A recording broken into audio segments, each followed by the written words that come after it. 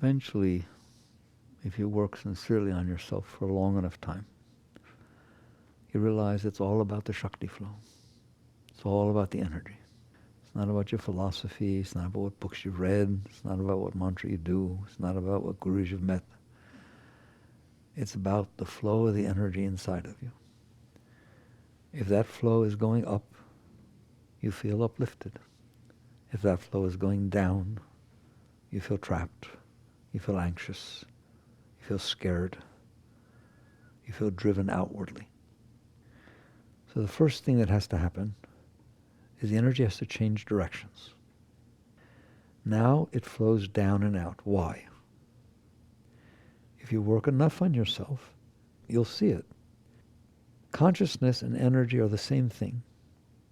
In the ancient Upanishad scriptures, they talk about Chit Shakti, Chit Shakti. All one word. Conscious, Chit, energy, Shakti. It's one essence that has some properties.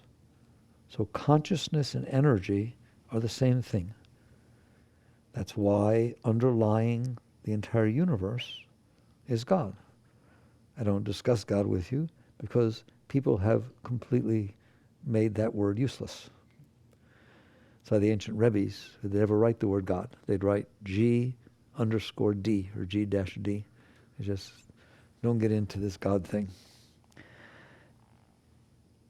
All of the energy, Einstein's energy, E equals mc squared, the quantum field, energy, that energy is consciousness. That's why God is omnipresent, omniscient, and omnipotent, because it's everywhere.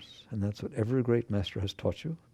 It's not off somewheres with a long beard, somewheres in heaven waiting for you, or whatever. It's literally everywhere. That's why Christ taught, not a hair on your head moves without him knowing.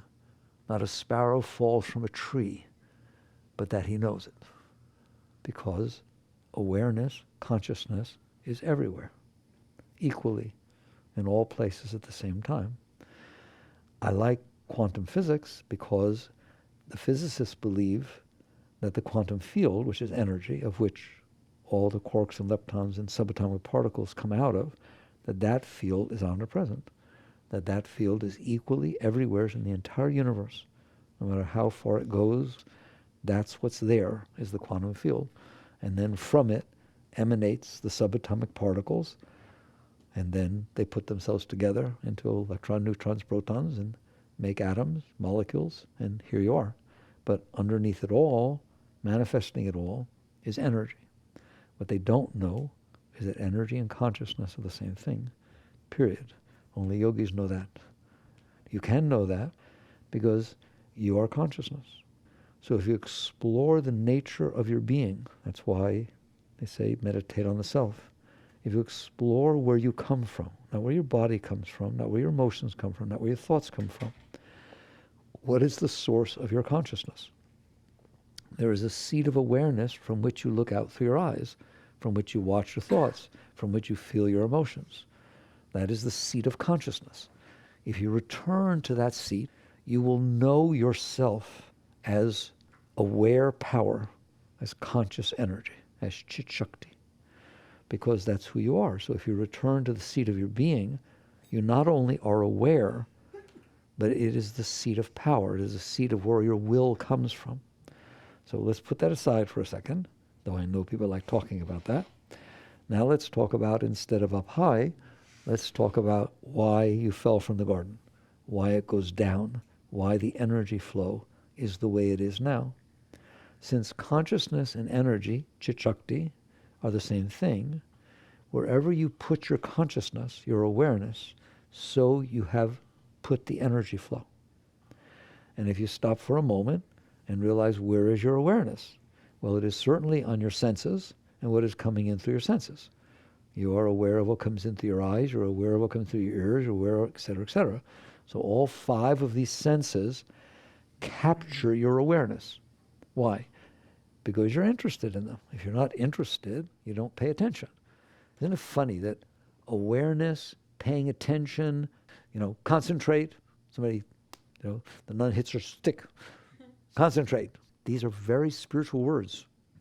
Consciousness, awareness, concentration, willpower, they are the Shakti, the chi, that emanates from consciousness. When you focus consciousness, you are focusing and sending and projecting energy. Just like when you hold a magnifying glass in front of the sun, something really happens bigger than normal because it concentrates and focuses the power of the sun, and therefore all kinds of different things go on. So likewise, when you concentrate your awareness, you are focusing your Shakti, your chi, your energy in that direction. And I'm telling you, that's what will is. The fact that you can make this arm move, you take it so for granted. Oh my God. Well, you look at it from a physics point of view. This arm weighs something. It can't pick itself up. It has mass.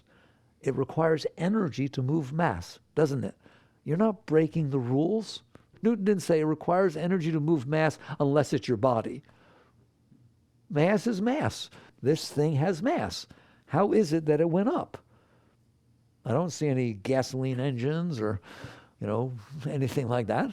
It's because I willed it to. You're so used to it, you don't even pay attention. I willed it to go up. That's why I went up. So likewise, when you send and concentrate your energy and you send it down to these muscles, those muscles contract. And therefore this stuff goes up. When you take it away, it relaxes. This is something you are doing. You know that. You are doing this. It doesn't move by itself. It is a willful act.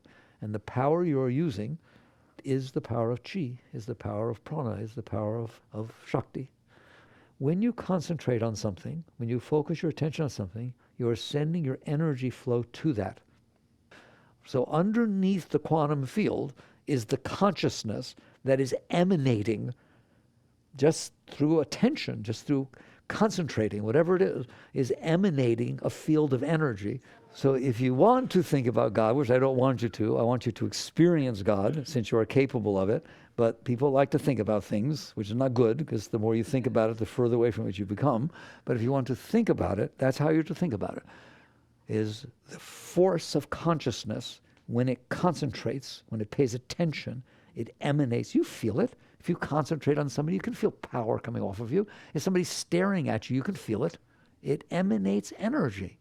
So wherever you concentrate your awareness, you are sending your chi, you are sending your energy. So that's nice, it's fun to talk about. But now let's talk about the fall from the garden, because that is the fall from the garden. That absolutely lays the groundwork for exactly what is meant by the fall from the garden. Why? You're sitting here in consciousness. In truth, if you're back in Christ's state, my Father and I are one. You're part of the universal being. Since your consciousness, there's only one consciousness. And when you return your individualized consciousness to the pool of consciousness, then you too can experience everything. That's where the great masters went. But that's not what's happening. What's happening is a cat walks in front of you and it looks like yours, but you're out in Gainesville. And all of a sudden, all of your awareness is focused on that cat, isn't it? That means all of your energy is brought down out of the seat of self onto this whole system that goes out into the cat. Then the mind starts saying, oh my God, is that my cat? How could she be in town? Do you pay attention to those thoughts, or do you pay no attention to them? You pay attention to them. If you pay attention to them, you are focusing your energy on them. Then the sense of fear comes up in your heart. What is going to do about this? Everything. All this goes on. Do you pay attention to the fear that comes up in your heart? Do you pay attention to those things? So now I have an outside world drawing your attention. Notice I use the word distracting. Distraction means your consciousness is pulled somewheres. When your consciousness is pulled there, your energy goes there. So the cat is distracting you. The thought about the cat is distracting you, and the feeling about fear is distracting you. You're now lost. That's called a lost soul. You have been pulled out of the seat of self, away from God, away from the sense of your center, away from the sense of your being. All of your consciousness and energy has been pushed down and out. And that's what's meant by the fall from the garden, is you're pushed down and out instead of in and up. So a normal human being is God, consciousness, chit shakti, conscious energy, distracted to the limitation of your senses, to the limitation of your thoughts and to the limitation of your emotions, and you are lost in that. I mean, that's full time. That's where you live. You've been listening to an excerpt from Michael Singer's The Untethered Soul Lecture Series, Volume 11, The Unlimited Energy of the Self.